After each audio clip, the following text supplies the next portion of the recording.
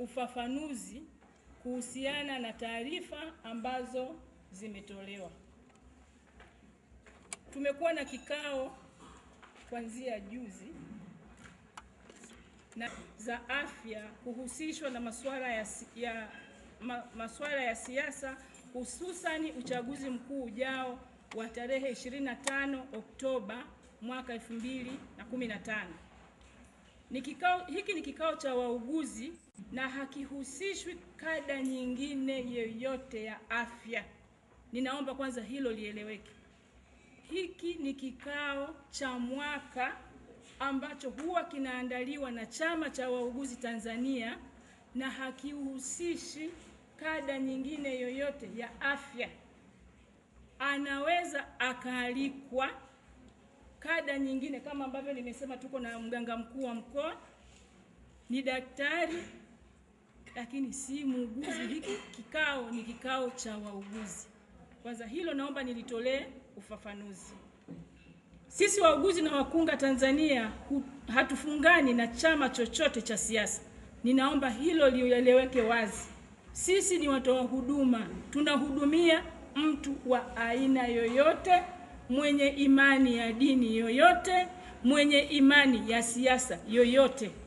Kwa hiyo hatuna ufungamani wowote na chama chochote kile cha siasa.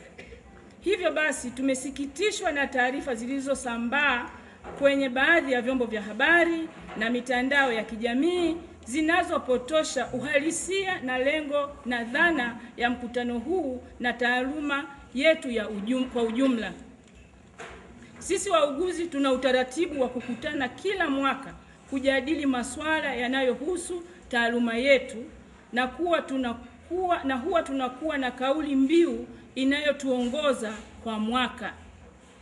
Kauli mbiu ya mwaka huu ni Nurses for Change, Care Effective and Cost Effective.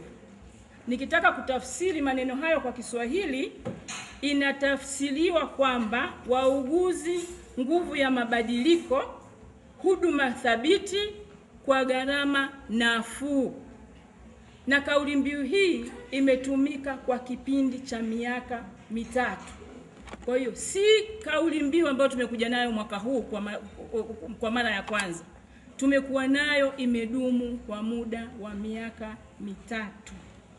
Katika kutekeleza hilo, mada mbalimbali za kisayansi hutolewa kwa wauguzi, nina maana kwenye mkutano wa mwaka, kwa wauguzi wanaohudhuria mkutano. Mada za mwaka huu zinalenga katika kuboresha mawasiliano miongoni mwa wauguzi, maadili, pamoja na kujadili namna ya kuendelea kuboresha hali ya kiuchumi kwa wauguzi.